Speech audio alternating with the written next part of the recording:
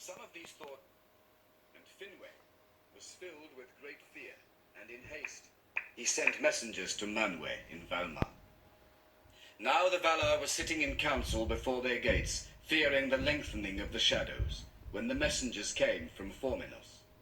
At once Orome and Tulkas sprang up, but even as they set out in pursuit, messengers came from Eldamar, telling that Melkor had fled through the Calikiria.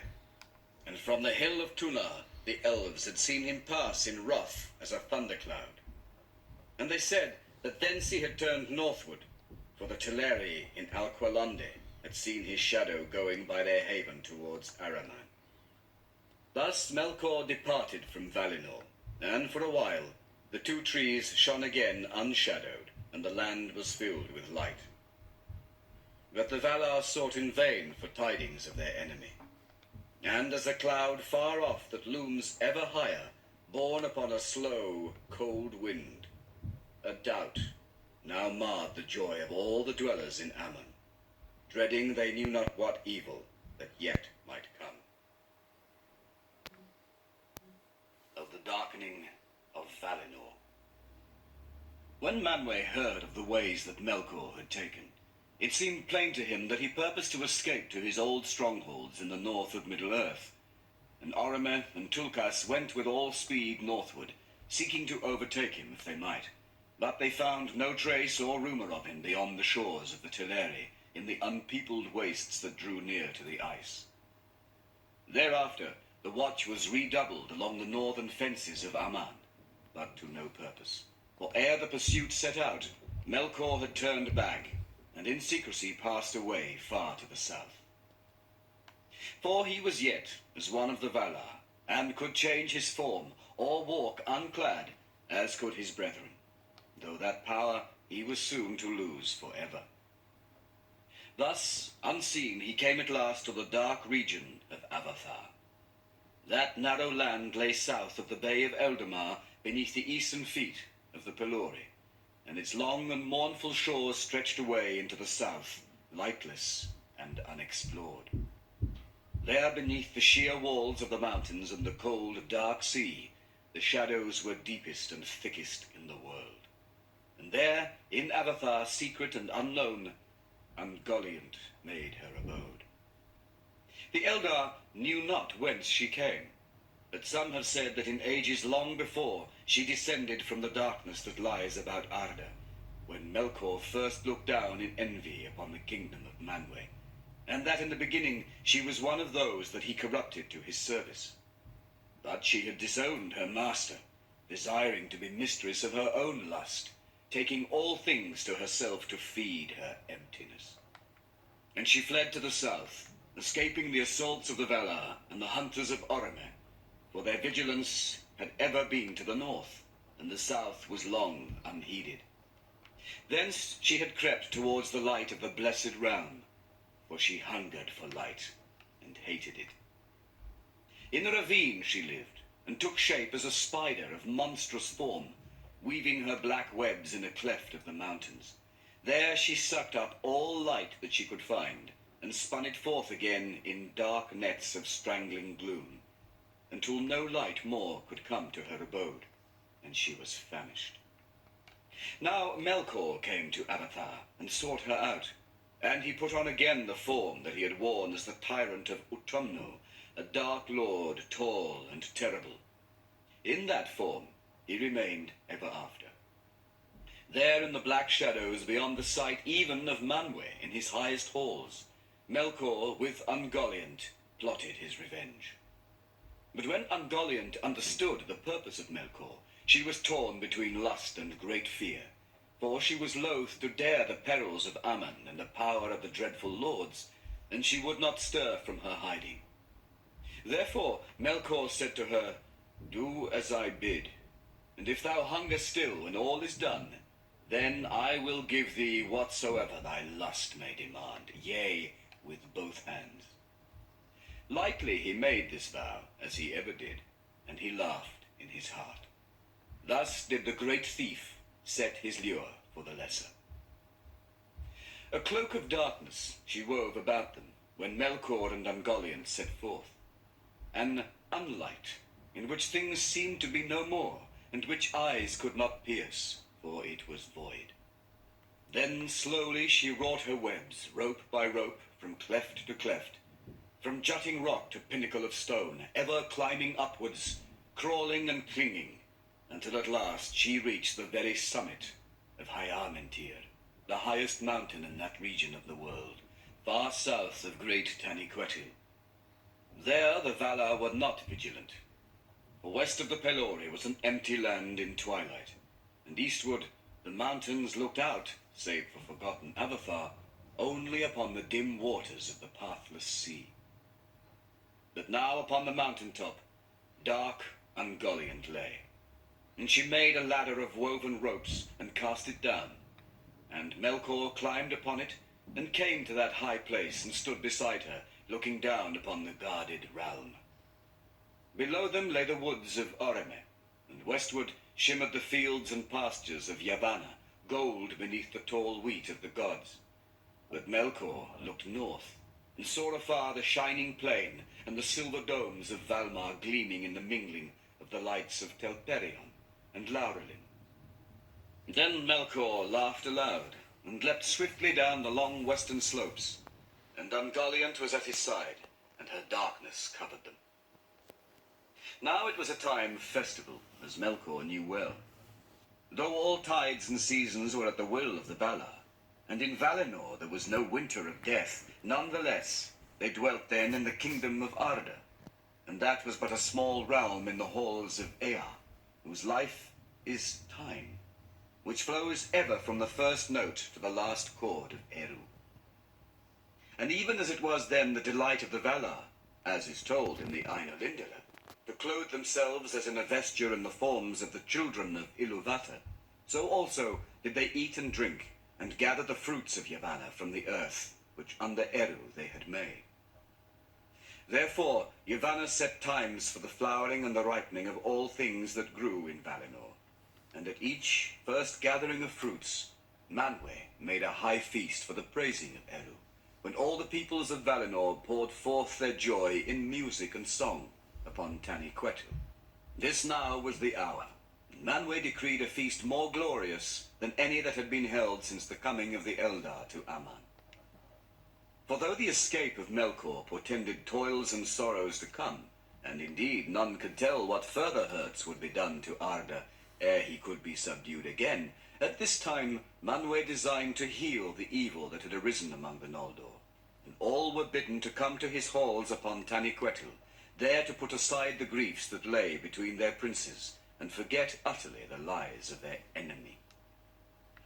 There came the Vanya, and there came the Noldor of Tirion, and the Maiar were gathered together, and the Valar were arrayed in their beauty and majesty, and they sang before Manwë and Varda in their lofty halls, or danced upon the green slopes of the mountain that looked west towards the trees.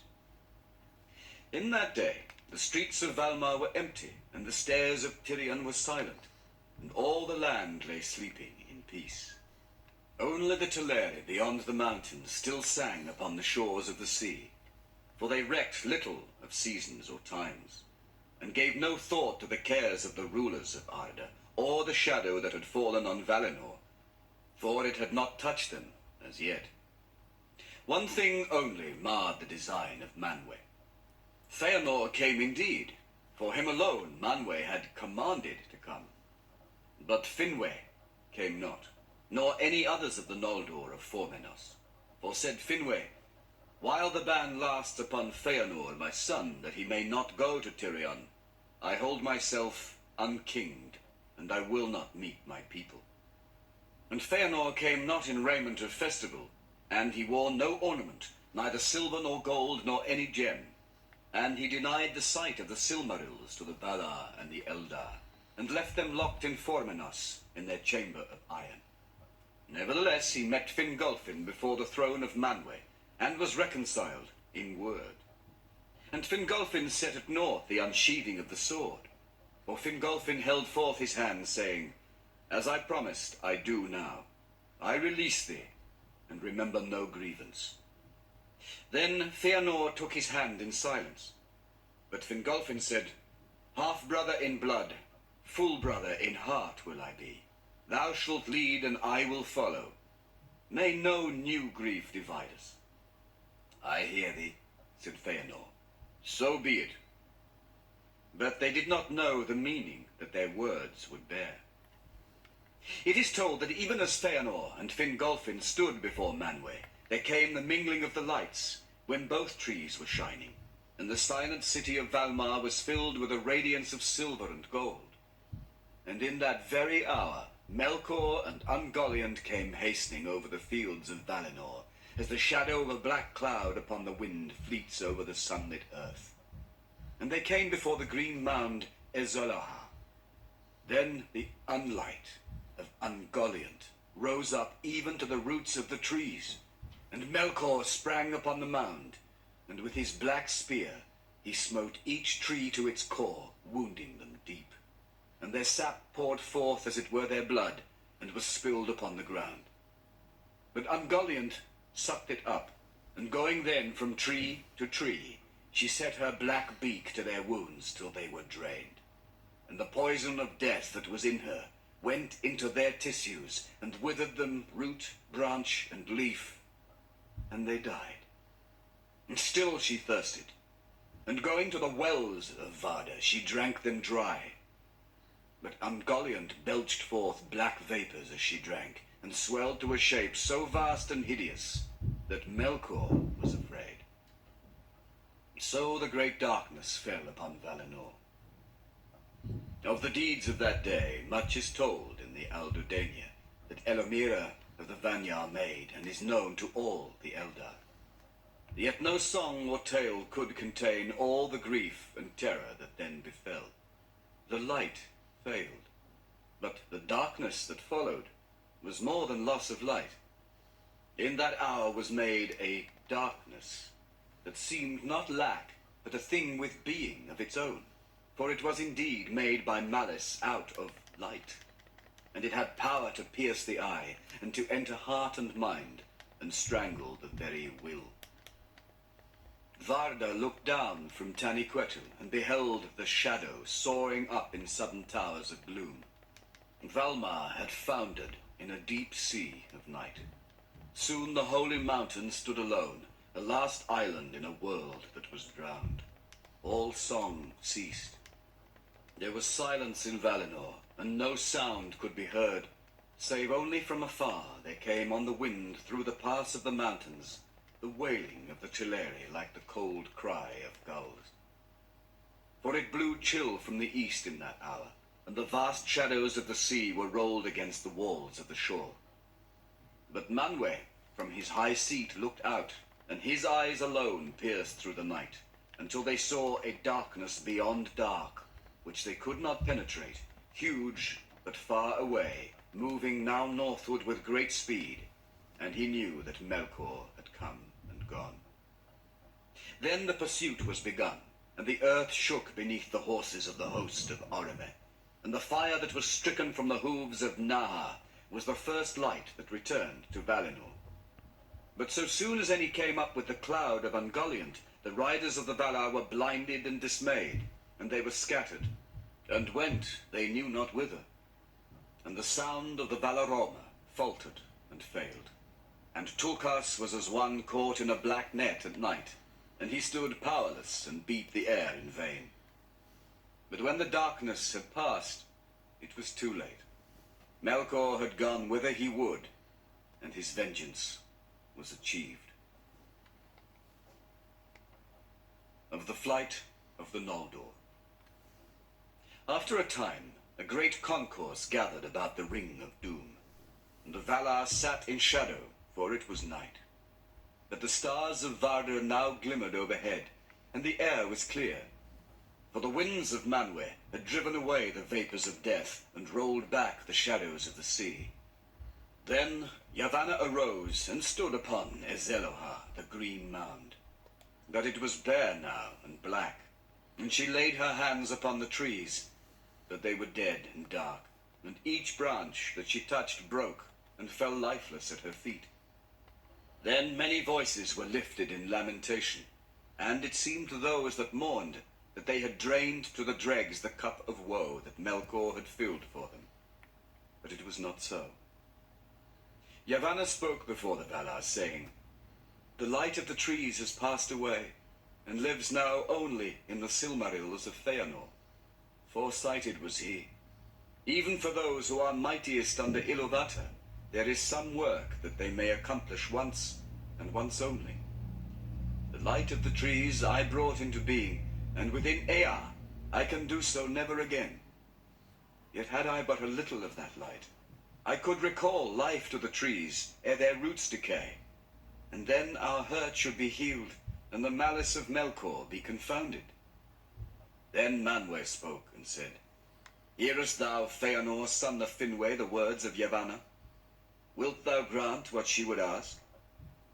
There was long silence, but Feanor answered no word.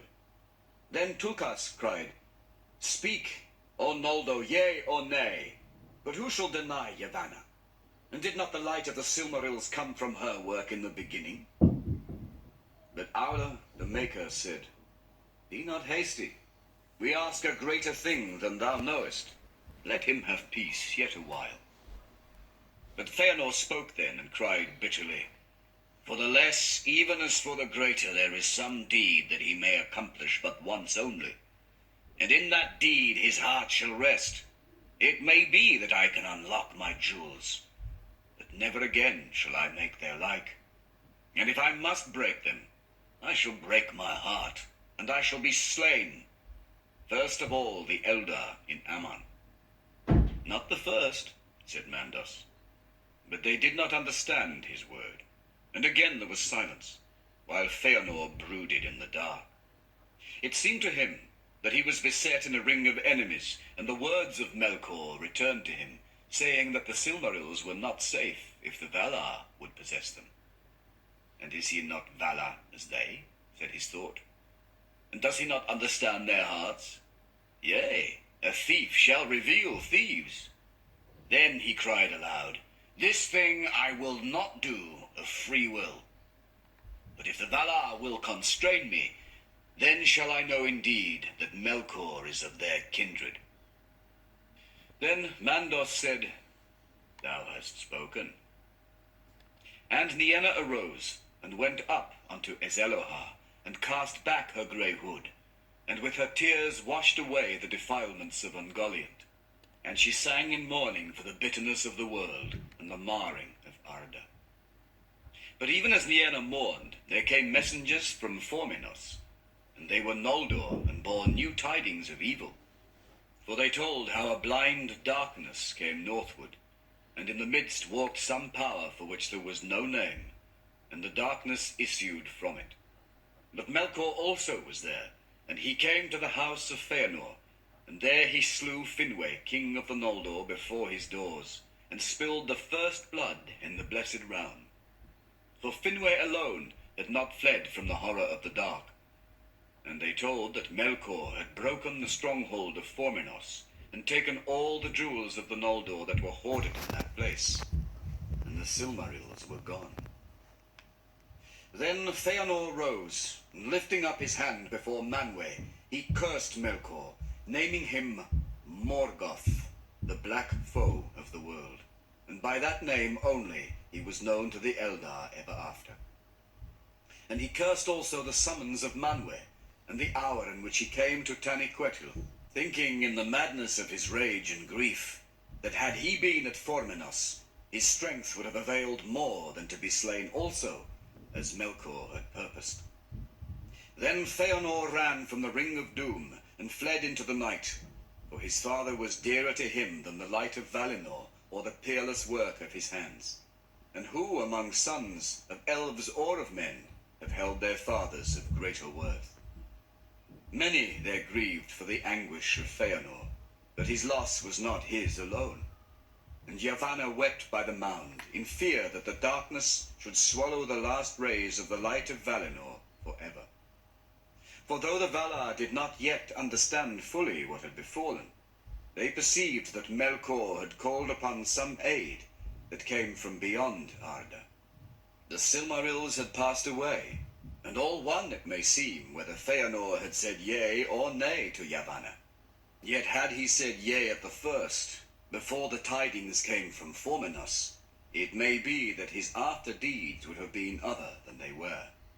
But now the doom of the Noldor drew near. Meanwhile, Morgoth, escaping from the pursuit of the Valar, came to the wastes of Araman. This land lay northward between the mountains of the Pelori and the Great Sea, as Avathar lay to the south. But Araman was a wider land, and between the shores and the mountains were barren plains, ever colder as the ice drew nearer. Through this region, Morgoth and Ungoliant passed in haste, and so came through the great mists of Oy-Amure to the Helcaraxa, where the strait between Araman and Middle-earth was filled with grinding ice. And he crossed over, and came back at last to the north of the outer lands. Together they went on, for Morgoth could not elude Ungoliant, and her cloud was still about him, and all her eyes were upon him. And they came to those lands that lay north of the Firth of Drengist. Now Morgoth was drawing near to the ruins of Angband, where his great western stronghold had been, and Ungoliant perceived his hope, and knew that here he would seek to escape from her, and she stayed him, demanding that he fulfill his promise. "Black heart," she said, "I have done thy bidding, but I hunger still." "What wouldst thou have more?" said Morgoth. "Dost thou desire all the world for thy belly? I did not vow to give thee that. I am its lord." "Not so much," said Ungoliant, "but thou hast a great treasure from Formenos. I will have all that. Yea, with both hands thou shalt give it." Then, perforce, Morgoth surrendered to her the gems that he bore with him, one by one, and grudgingly.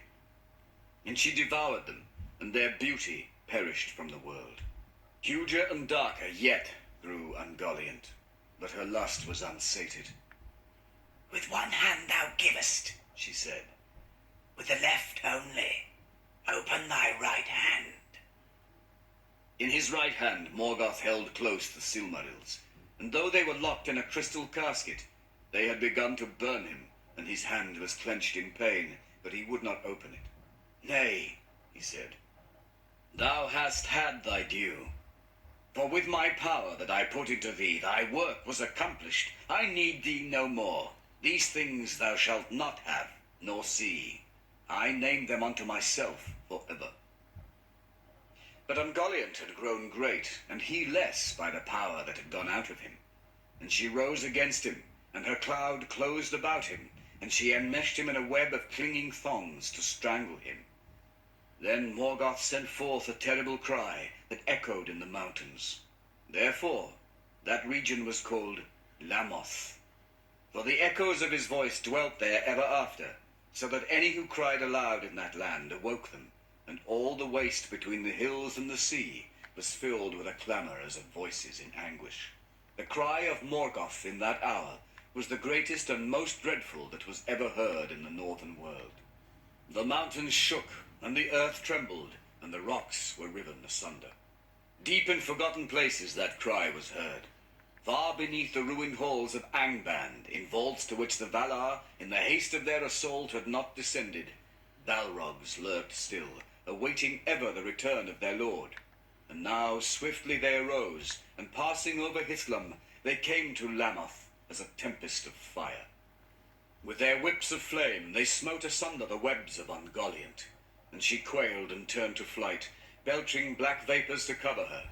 And fleeing from the north, she went down into Beleriand, and dwelt beneath Ered Gorgoroth, in that dark valley that was after called Nan Dungortheb, the Valley of Dreadful Death, because of the horror that she bred there. For other foul creatures of spider form had dwelt there since the days of the delving of Angband, and she mated with them, and devoured them. And even after Ungoliant herself departed, and went whither she would into the forgotten south of the world, her offspring abode there, and wove their hideous webs. Of the fate of Ungoliant no tale tells, yet some have said that she ended long ago, when in her uttermost famine she devoured herself at last. And thus the fear of Yavanna that the Silmarils would be swallowed up and fall into nothingness did not come to pass. But they remained in the power of Morgoth. And he being freed, gathered again all his servants that he could find, and came to the ruins of Angband. There he delved anew his vast vaults and dungeons, and above their gates he reared the threefold peaks of Thangorodrim, and a great reek of dark smoke was ever wreathed about them. There countless became the hosts of his beasts and his demons, and the race of the orcs, bred long before, grew and multiplied in the bowels of the earth. Dark now fell the shadow on Beleriand, as is told hereafter. But in Angband, Morgoth forged for himself a great crown of iron, and he called himself King of the World. In token of this, he set the Silmarils in his crown. His hands were burned black by the touch of those hallowed jewels, and black they remained ever after, nor was he ever free from the pain of the burning and the anger of the pain. That crown he never took from his head, though its weight became a deadly weariness. Never but once only did he depart for a while secretly from his domain in the north. Seldom indeed did he leave the deep places of his fortress, but governed his armies from his northern throne.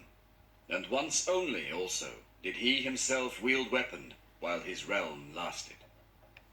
For now more than in the days of Autumno, ere his pride was humbled, his hatred devoured him.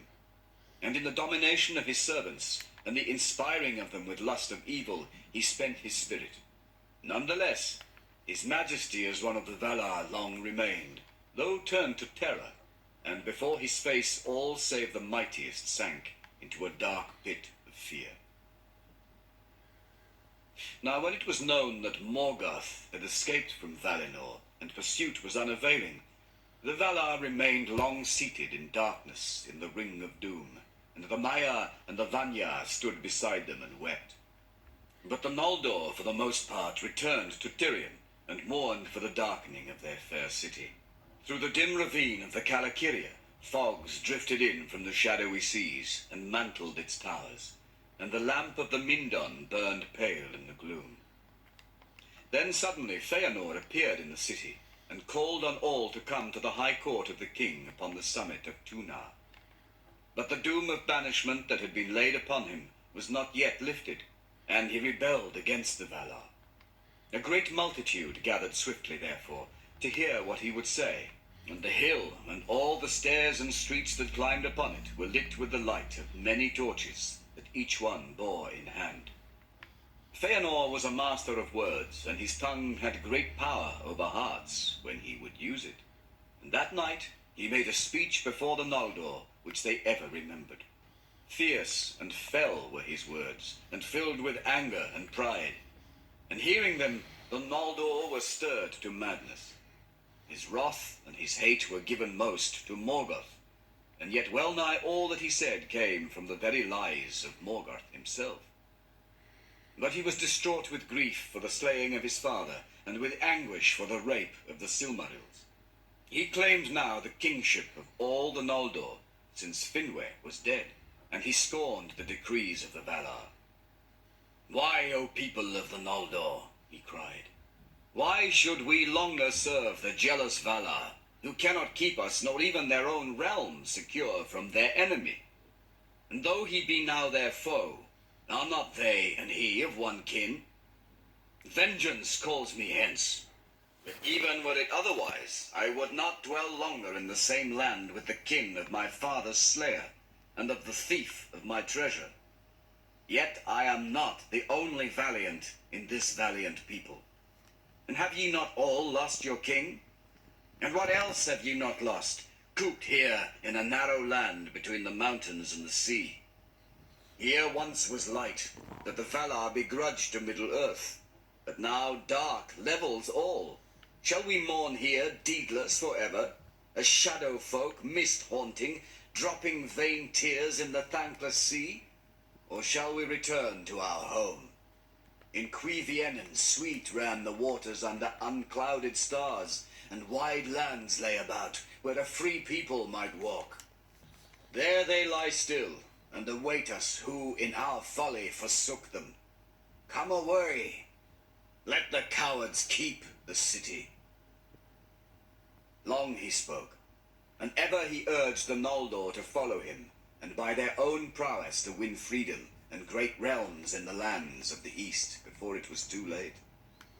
For he echoed the lies of Melkor, that the Valar had cozened them and would hold them captive so that men might rule in Middle-earth. Many of the Eldar heard then for the first time of the aftercomers. Fair shall the end be, he cried, though long and hard shall be the road. Say farewell to bondage, but say farewell also to ease. Say farewell to the weak. Say farewell to your treasures. More still shall we make. Journey light, but bring with you your swords. For we will go further than Orime, endure longer than Tulkas. We will never turn back from pursuit. After Morgoth, to the ends of the earth. War shall he have, and hatred undying. But when we have conquered and have regained the Silmarils, then we and we alone shall be lords of the unsullied light and masters of the bliss and beauty of Arda. No other race shall oust us. Then Feanor swore a terrible oath.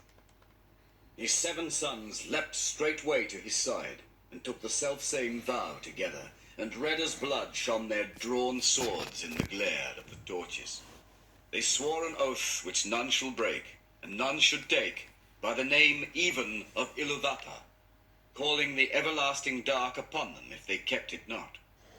And Manwë they named in witness, and Varda, and the hallowed mountain of Taniquetil, vowing to pursue with vengeance and hatred to the ends of the world, Valar, demon, elf, or man as yet unborn, or any creature, great or small, good or evil, the time should bring forth unto the end of days, whoso should hold, or take, or keep a Silmaril from their possession. Thus spoke Maedhros, and Maglor, and Celegorm, Curufin, and Caranthia, Amrod, and Amras, princes of the Noldor, and many quailed to hear the dread words. For so sworn, good or evil, an oath may not be broken, and it shall pursue oath-keeper and oath-breaker to the world's end. Fingolfin and Turgon, his son, therefore spoke against Feanor, and fierce words awoke, so that once again wrath came near to the edge of swords. But Finarfin spoke softly, as was his wont, and sought to calm the Noldor, persuading them to pause and ponder ere deeds were done that could not be undone. And Orodreth alone of his sons spoke in like manner. Finrod was with Turgon his friend, but Galadriel, the only woman